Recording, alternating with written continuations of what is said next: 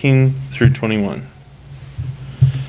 Then Jehu gathered all the people and said to them, Ahab served Baal a little, Jehu will serve him much.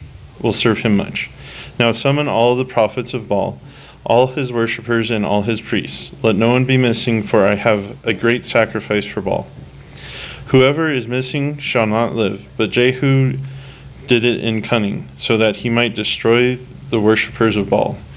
And Jehu said, Sanctify a solemn assembly for Baal, and they proclaimed it. Then Jehu sent throughout Israel, and all the worshippers of Baal came, so that there was not a man left who did not come. And when they went into the house of Baal was filled from one end to the other.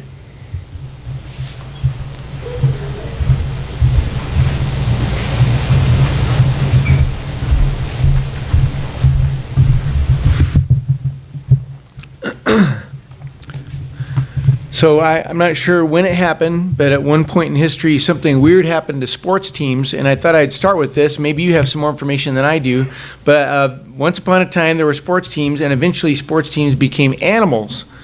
I don't know a lot about sports history, but maybe the first team was in a city and said, oh yeah, we're from this city, but then there were too many and they had to come up with some of their names, and eventually got to a bunch of animals.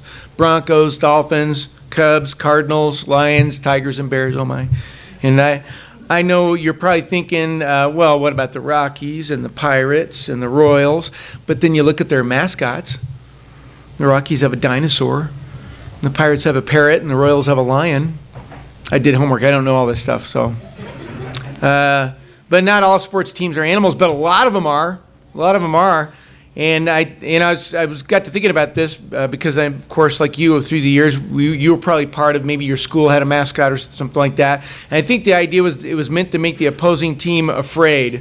So, we're going to play a game against you, and the other team was supposed to think, oh man, we're doomed. We are about to be attacked by some bears or lions, some intimidating factors there. And the general idea is that the team is dangerous. The team is a threat. If you're attacked by dolphins or parrots, maybe not as much, but you better get ready to defend yourself still, So when I was 7 years old, when we lived in Alabama, we lived in Sylacauga, Alabama, and I played on a Little League baseball team. And we weren't the alligators or the rattlesnakes or the sharks. We were the termites. And that was a little disappointing. Oh man, we're doomed. We're about to be attacked by termites. At least it wasn't the roly-polies or something like that, but maybe the founders of the team were onto something. If you think about it, you can imagine at the board meeting and they're trying to come up with different names, different suggestions for team names, the piranhas, the cobras, the scorpions. And then the one guy raises his hand, says, how about termites? And so I bet he had some history. Maybe he'd been dealing with termites recently, maybe the other guys on the board too, and so they thought, yeah, it's a great name for a Little League team. Sure, they're small, but they're incredibly destructive. So I was thinking about my childhood and some of these things, and I was, preparing this lesson, trying to understand sin better, and if I had to pick something from the animal kingdom to represent sin, one good choice would be a termite. Most of the time, sin seems pretty small, but it's incredibly destructive, a lot like termites. It took me forever, by the way. I thought it was termites, and I didn't know what they were. I remember I had to explain to me. Most of the time with termites, the damage that's done isn't obvious right away. You don't see the effects until after a long time, and I thought, yeah, that's kind of like sin. So I was trying to find something in the animal kingdom.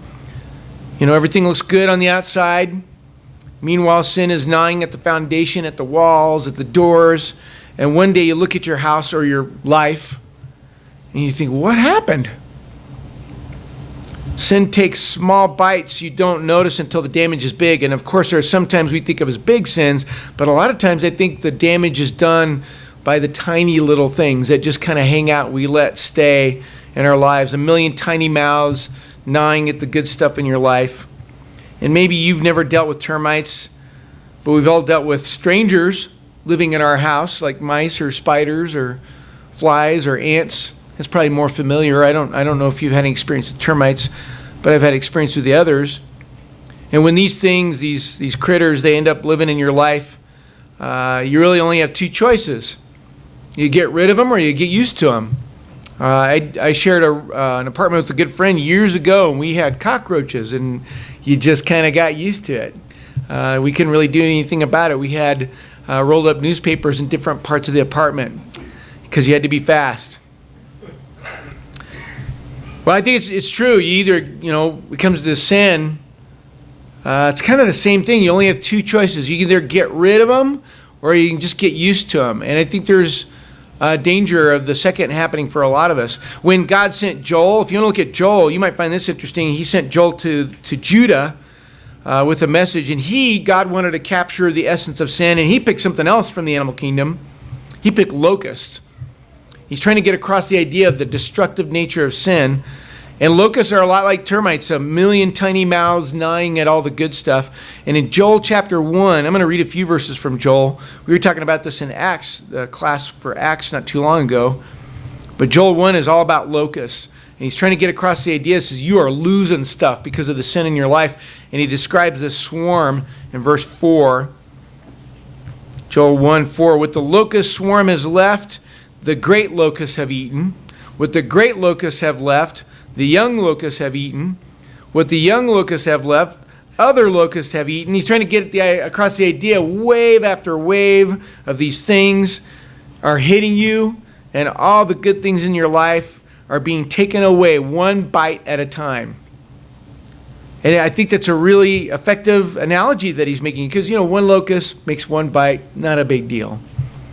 But it becomes cumulative and causes devastation. I think the reason God points out the devastation is even though they've lost so much, he can help them recover. That's part of what the book of Joel is about. It says, now you've lost everything. I can still salvage the situation if they're willing to do things his way, if they respond in an authentic way. Look at Joel 2:12.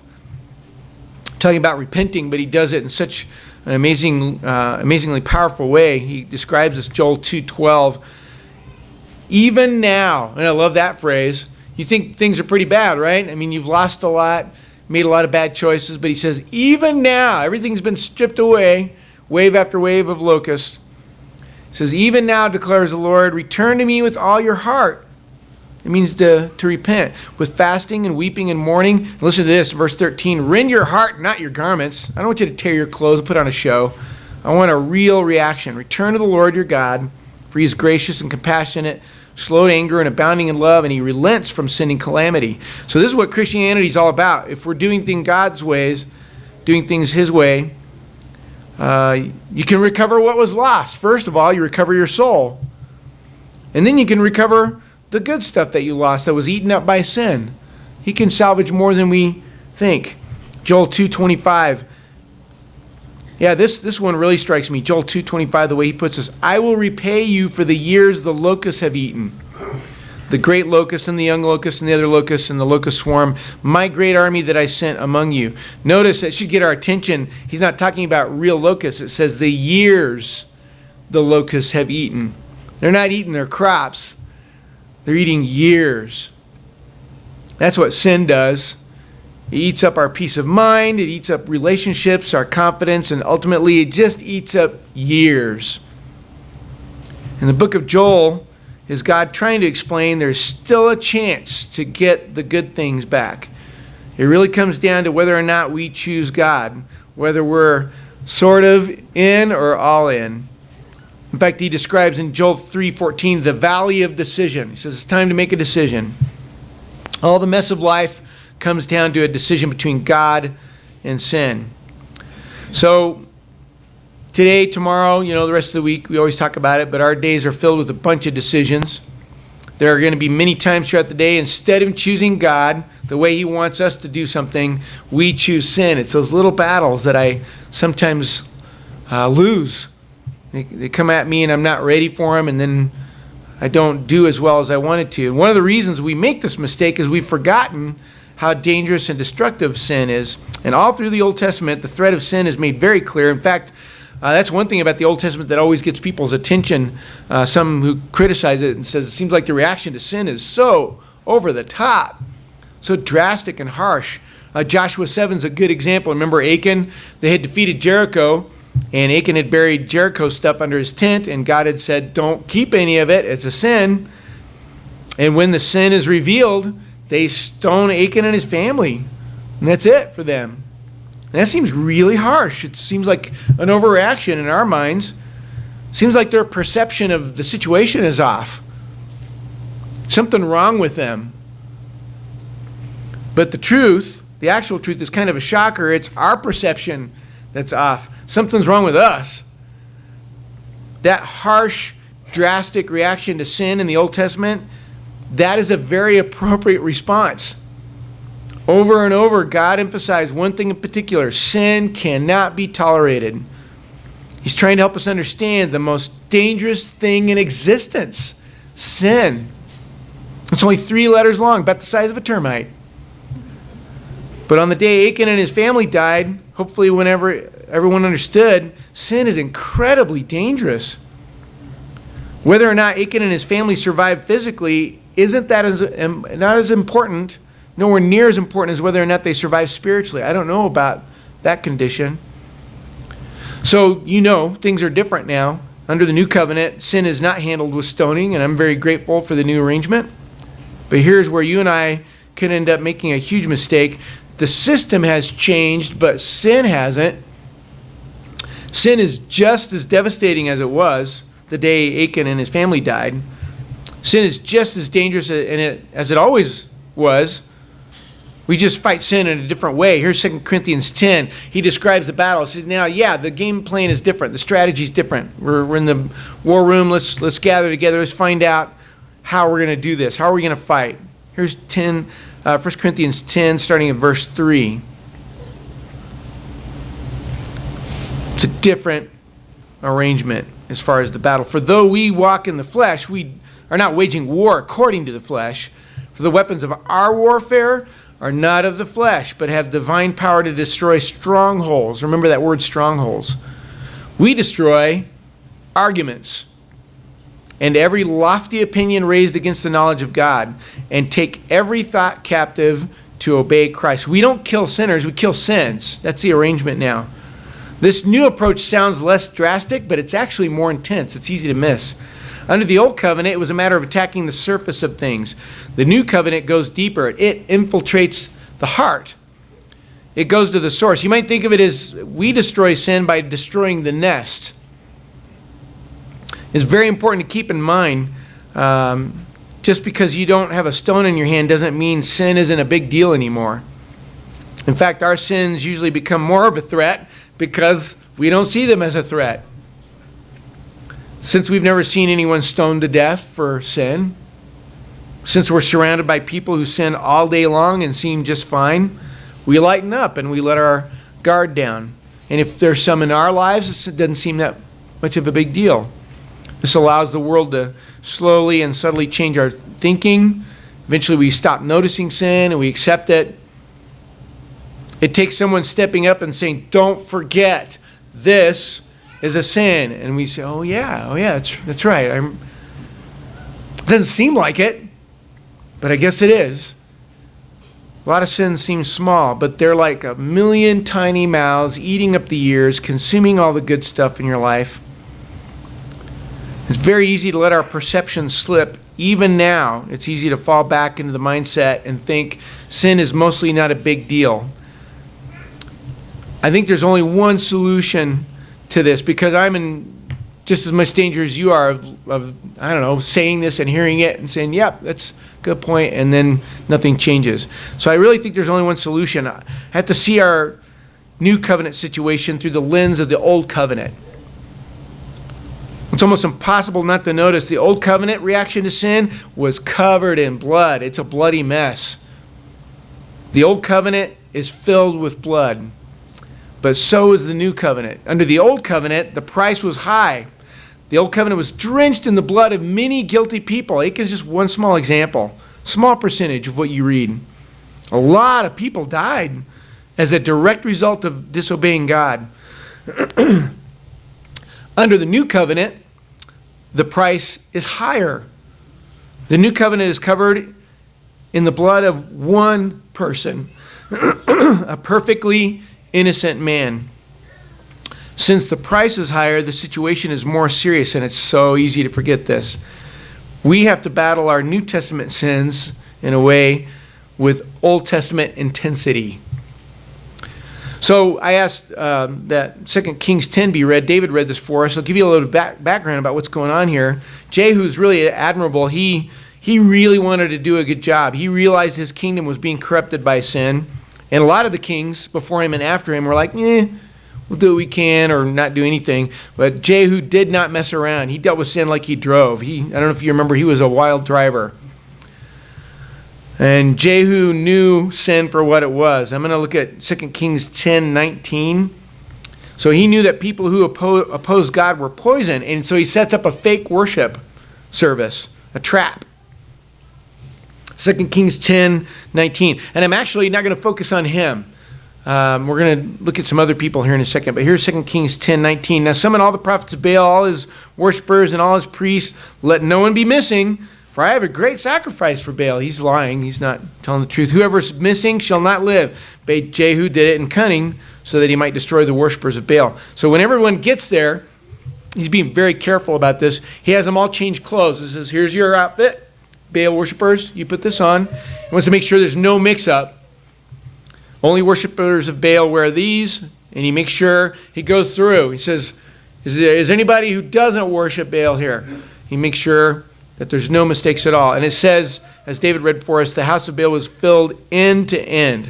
All of them are gathered inside and they're waiting for the sacrifice. But here's who I want to talk about. Jehu picks 80 guys. He stationed 80 men outside and he gave them specific instructions to these 80 men. It's in 2 Kings 10:24. Listen to this, how thorough and careful Jehu is about sin. 2 Kings 10:24. Now Jehu had stationed 80 men outside and said, the man who allows any of those whom I give into your hands to escape shall forfeit his life. In other words, guys, one of these people inside the building that gets past you, you're going to pay for it with your life. That's how intense this arrangement is. You can imagine these 80 guys are very focused about the assignment. If one false God worshiper slips past him, he would be executed. It's like being a soccer goalie, but if you miss the block, you die. Seems like overkill to us, but Jehu knew something we forget. One corrupt voice will destroy everything. In fact, you could even say the one little sin that we just kind of shrug at, that's going to be the end of us. It's easy to imagine these 80 men, it's a matter of life and death. They were on their toes that day. Sin was inside the building, and their job was to make sure not one sin escaped. It was probably kind of standing outside a giant Pandora's box, couldn't let anything slip through.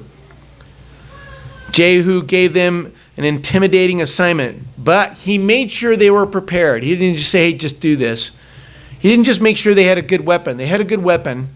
He made sure they had a good perception. He didn't just say, okay, here's your weapon, don't let anybody escape. He says, no, this is too serious. Don't let anybody escape or it will mean your head. That's what's at stake here. So here we are, surrounded by our sins. Some of them are messing with us. If you're a human being, I think I can vouch for you that that's the case. And a bunch of them are getting through into our heads, into our hearts, and they're showing up in our decisions.